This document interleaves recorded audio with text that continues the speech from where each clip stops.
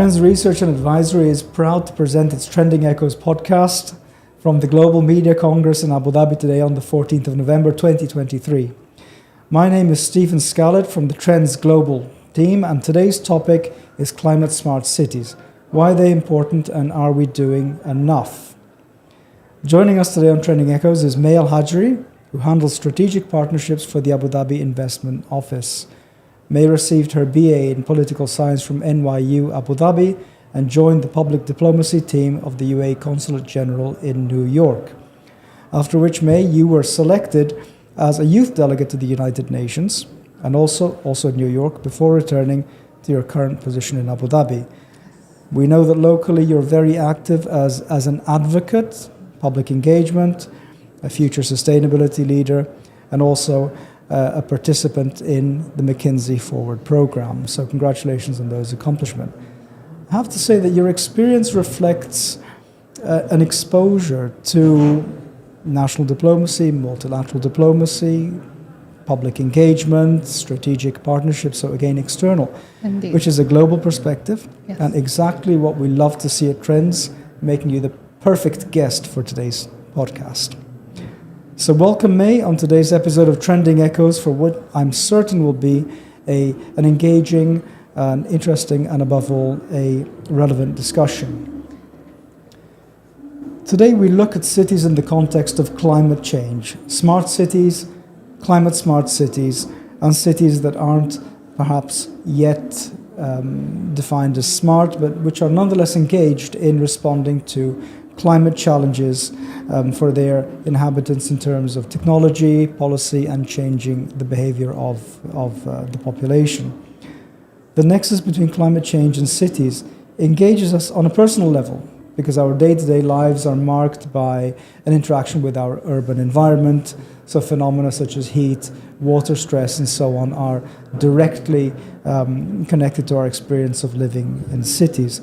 At the level of society, we also know that at an extreme, climate change can cause phenomena such as migration, displacement, even conflict. But even on a more ordinary level, climate change in cities is clearly leading to a happier and healthier population where the city environment is sustainable.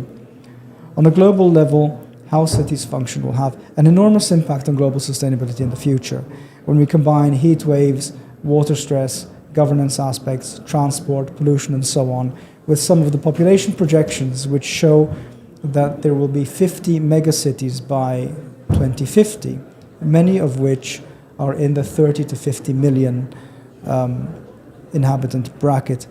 That's when we realize that we have to make cities of the future sustainable. So, when I was reading up for this podcast, I came across the Smart City Index internationally, and I was very much struck by the rankings of Abu Dhabi and Dubai within that global index. They're the top-ranked cities in MENA, no question, far above the third and fourth-ranked MENA cities, and also internationally, they're within the top 20. I believe the latest ranking for Abu Dhabi was 11th in 2023. When we look at the other cities, it's Zurich, Copenhagen, Canberra in Asia, Hong Kong, Seoul, Tokyo, and so on. So the great technology centers of the world. And my question is, May, how is it, in your view, that Abu Dhabi and Dubai have managed to climb the rankings of the Smart City Index relatively quickly and reaching quite a high position? Stephen, thank you so much for having me today. I'm so honored and pleased to be joining one of the first few sessions of your Echo podcast here at the Global Media Congress. I look forward definitely to our dialogue here today. To go back to your question, again, it's with no doubt that Abu Dhabi and Dubai and the UAE is a young federation. We're in the 2nd of December this year, we're going to celebrate our 52nd anniversary, and we're so lucky to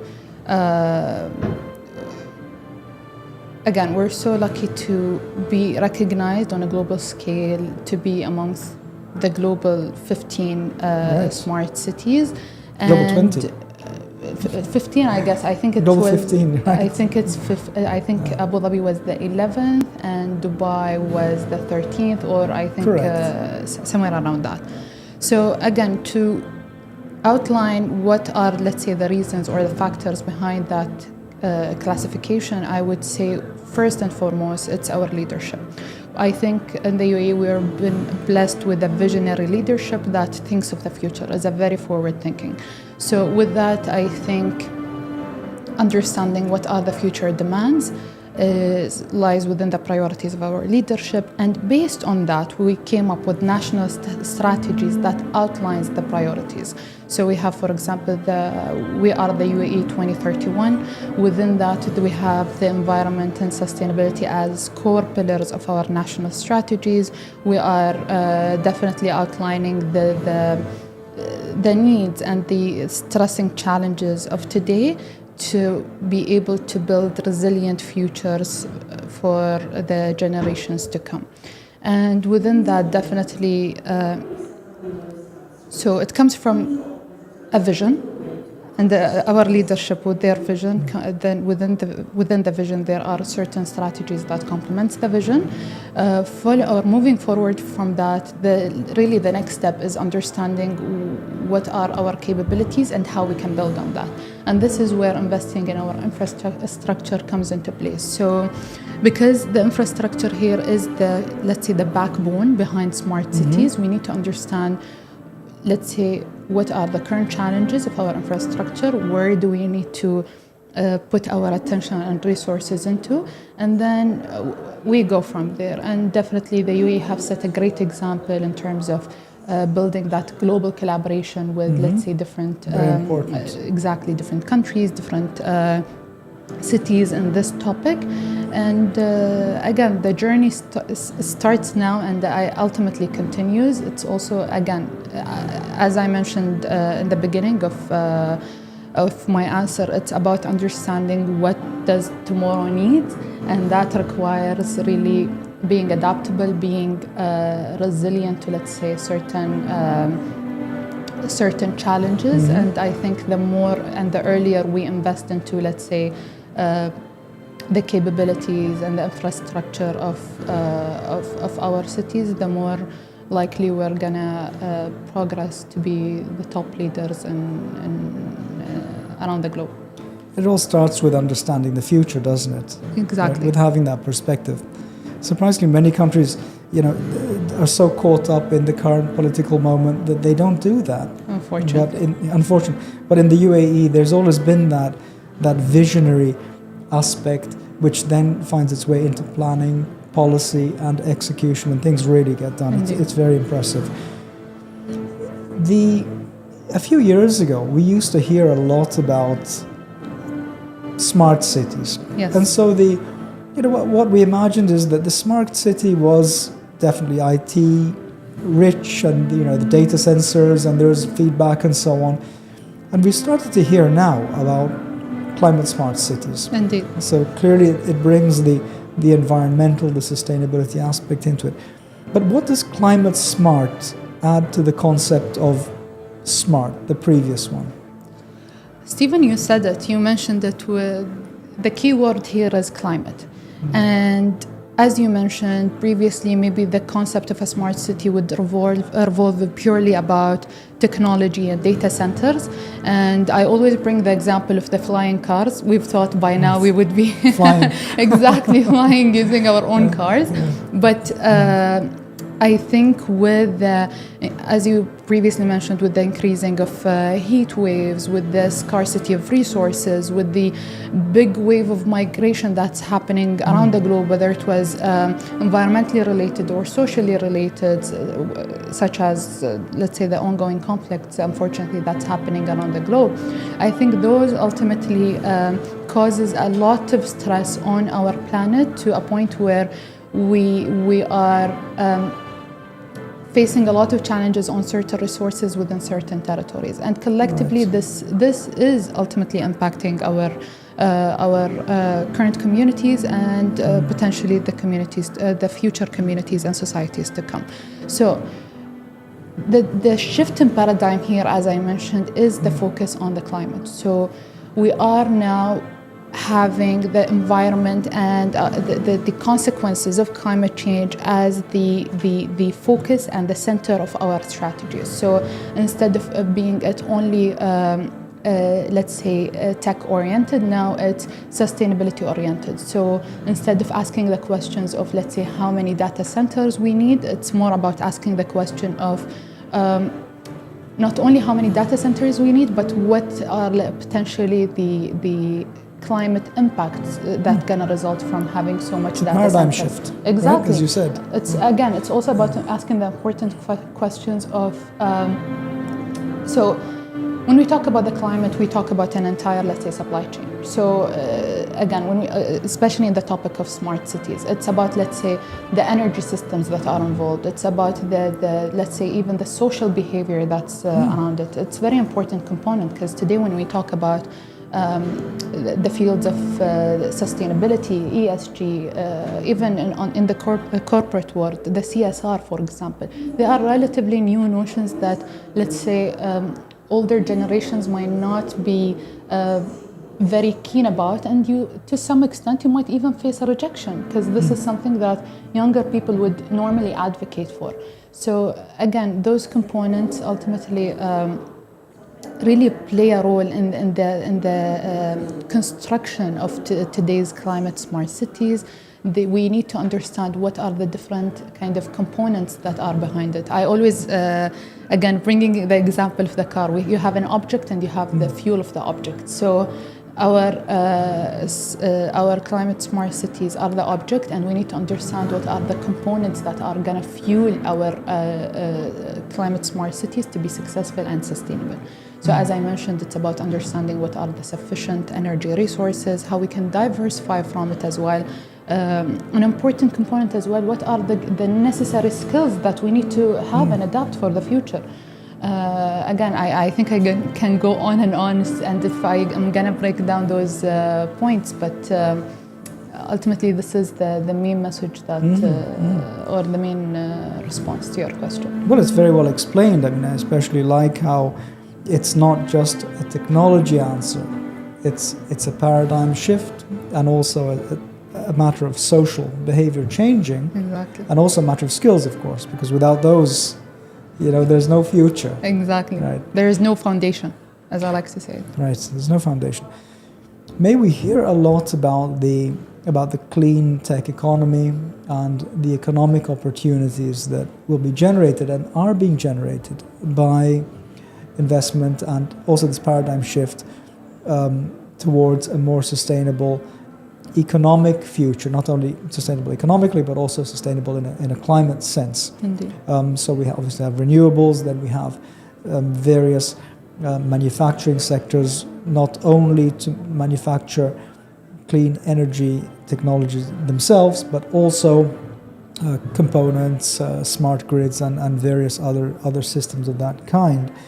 Do you see an analogy in terms of the investment potential with smart cities? Absolutely. Just this is the very straightforward answer to your question. But again, the concept of smart, sustainable cities is definitely gathering a lot of attention today, when I think a lot of investors are really putting the environment at the top of their priorities in their investment kind of opportunities and investment strategies. And I think really this tells you a lot about the economic kind of direction that the globe is heading towards. It also tells you about, the UAE's commitment, how it's thinking about the future and how it's planning its different economic strategies around it. So I think it's investing definitely very much. Exactly. So it's telling you really about again this idea of our visionary leadership and how they're thinking about the future, and what are kind of the different components, economic definitely components that are playing within the frame of the bigger picture. Maybe if I can share a few examples from my experience in the Abu Dhabi Investment Office.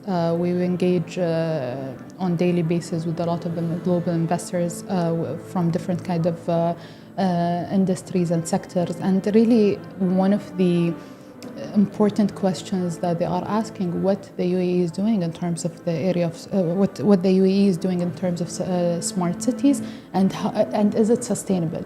And again, we always give the example of Masdar City. We give the example of the different projects that are taking place, such as the Mohammed bin Rashid solar park and the Baraka nuclear energy, for example. Again, it's understanding the different components within our infrastructure that enables our future smart cities and how we would like to envision it. It's about having that diverse, let's say, energy package, that clean energy package that's going to enable it. It's about having the different capabilities, local and international capabilities, that are going to advance and progress and vision the future smart cities. And it's really interesting to see how the international investors are very keen about being a part of that kind of story, and how the UAE is leading it and being a major player in that field. And again, we always welcome, as we like to call it in the office, we always welcome those who want to be visionary and pioneers in their respective fields. We are very open about global partnerships, especially in the fields of smart cities. So whoever hears our podcast today, if you are someone who have a story or have an idea or have a business that you would like to expand in this region, please feel free to reach out. Fantastic.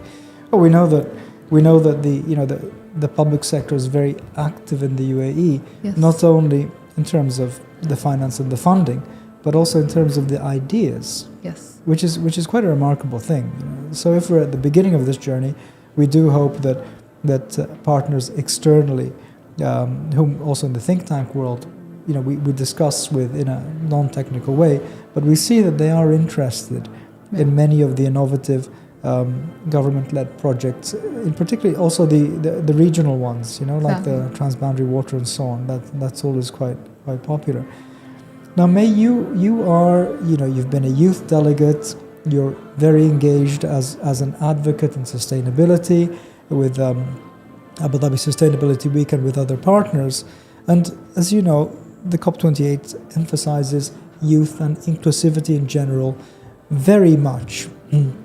So in your view, what are the policies and approaches that will ensure the participation and indeed the leadership of youth in the development of smart cities and the climate economy in general? The straightforward answer to you, Steve, is the UAE's youth model. This is, I think, the answer. Again, going back to your point about COP, I think we are the first COP to have a youth champion who is considered as a part of the COP28 presidency. And if anything, that tells you really about the pivotal role of youth within the climate agenda today. Again, why I'm saying the UAE model, Stephen, because there has been concrete evidence and concrete examples from the UAE leadership that touches on the file of youth involvement and youth empowerment and youth enablement that absolutely played a crucial role in the policies and procedures. It's not new. We've been seeing it for years. It's been there since I would personally argue that it's been there for a much longer period of time, but it was definitely official when the establishment of the Federal Youth Authority took place around 2016 and the appointment of Her Excellency Sham al-Mazrou'i. But again, going back to the point about what are the policies and procedures and how the UAE is setting a great example in that, the UAE have paved the way for channels between youth and policymakers to consider youth voices into those policies, laws, regulations, exactly. Right. And ultimately, it's about, again, when we think about a new concept such as smart sustainable cities, it's something, as I said, it's relatively new. So everyone is trying to put their inputs, conceptualize it in a way that fits our futures. And our future is today's current youth. So we definitely need to take into consideration their aspirations and their kind of needs and demands for their kind of future societies. And also, in order to do that, we have to account for different set of skills and knowledge that we have to equip today's youth. And we can see that the UAE have invested a lot of time and resources and effort into equipping today's youth with the necessary skill that will meet, again, the future demands, such as artificial intelligence, for example, such as renewable energies. Again, the list can go so on and so forth. But the UAE model have really enabled today's youth to not only be incorporated within the decision-making kind of processes, but also accounted for the different, let's say, components within, let's say, the youth empowerment notion that really led them to be a global example of how youth should be utilized within our societies and our communities for the sake of better future to come. Fantastic. And also the intellectual leadership part. I mean, you're doing some of it yourself here today. Yes. Right? It's very important. Also writing. We encourage Trends. We encourage young researchers to write policy papers. And R&D is very crucial. It's very difficult. You know, a policy paper takes forever to write because, of course, it's based on data, statistics, analysis. Exactly. But at the end of it, it's worth it. So that's kind of our role in terms of intellectual leadership, and we push and promote our youth to do that. And we think it's a great initiative. You mentioned AI, so it seems that we have to address AI. You know, of course. It's difficult sometimes to really understand the usefulness of AI, again, because the technology is in its infancy. I mean, some people say that it's not in its infancy, it has to be regulated and structured and so on, but in general terms, it's quite recent. So what's your perspective on AI, even in general, and in relation to cities, infrastructure? Is there any specific use that you can think of for the technology? Of course. Listen, Stephen, I think those who are not at least aware or familiar of AI is lacking behind. And I think this is one of the transformative tools of our modern societies that's going to play a very crucial role in the construction of our smart cities in the near future. Because today when we think of artificial intelligence, we think really of the core technical component that we discussed earlier in our discussion. Right. So we are thinking of the environment, but what are the technical tools that are going to empower our kind of sustainability approach to our cities? So again, one big chunk of it is artificial intelligence, of course. It really and is. it's indeed, and it's about understanding what's artificial intelligence, how does it work, how we can benefit from it. And there are several and numerous usage and benefits to artificial intelligence that can be integrated within our framework and strategies, one of which is energy efficiency. Again, I think I emphasized a lot about what are, let's say, the different pool of energy sources that can we benefit today from. So, for example, I think I came across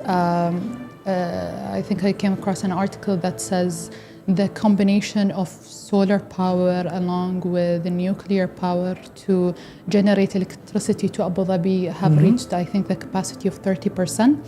So let's think about how we can integrate artificial intelligence in those systems to increase efficiency as well as decrease, let's say, greenhouse gases, for example. And also how we can come up with new systems and new technologies that can be beneficial to the construction of our smart cities, whether it was on,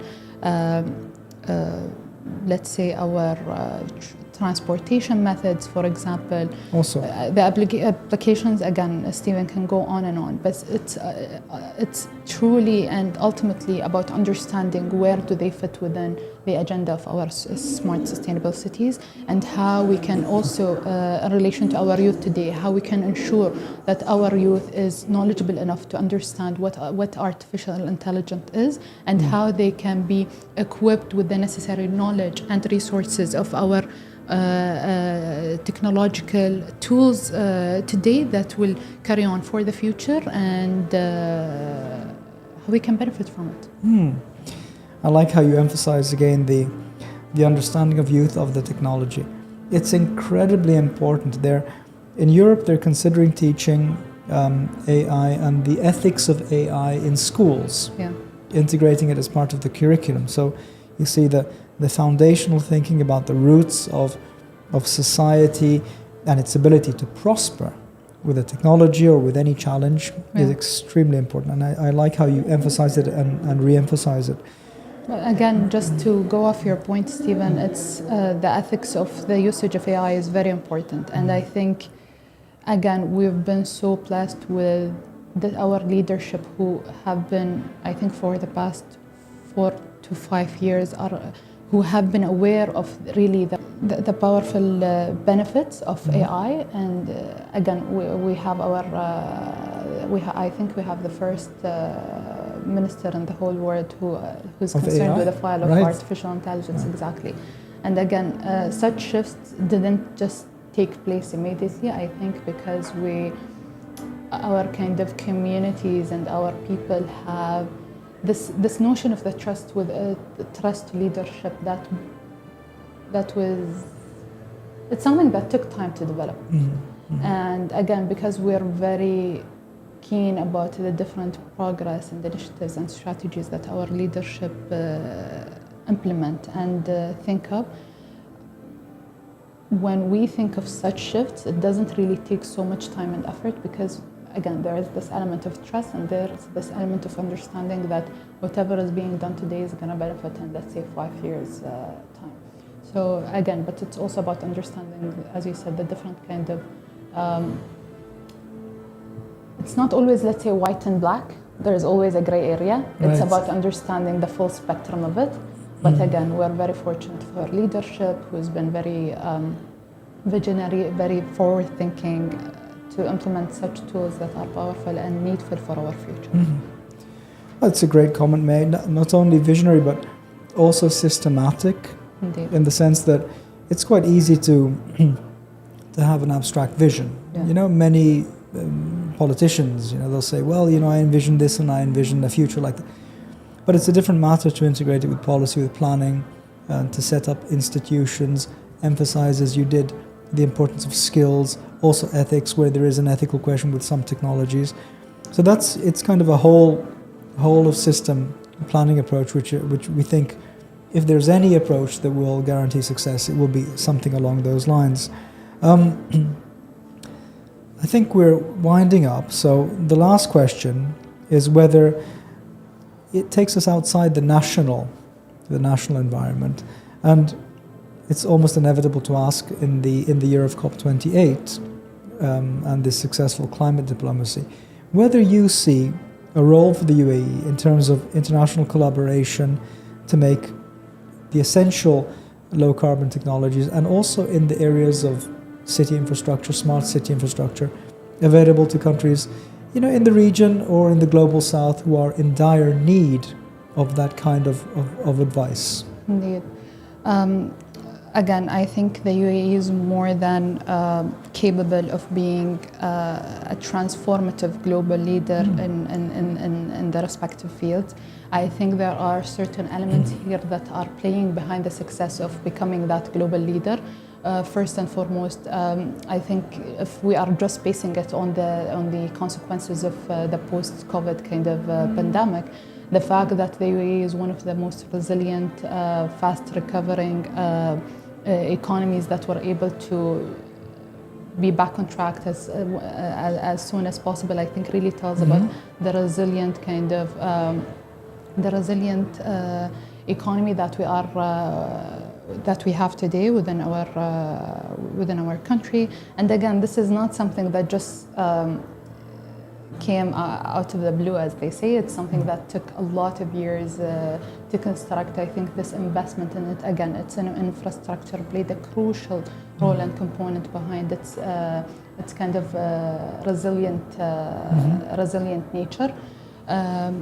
Again, not also so all of these kind of components also played a part in its rising kind of global importance within the international community.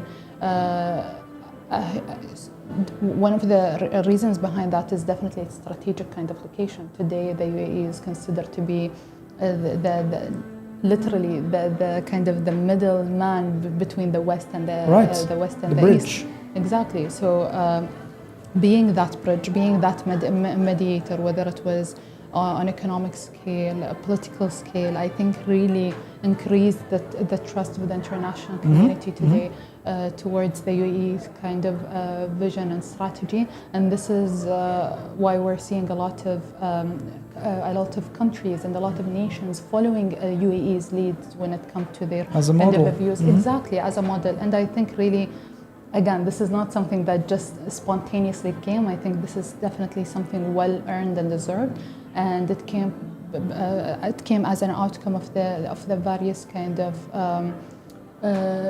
thought and investment of our leadership into our current societies, our current institutions as well. That plays an important role into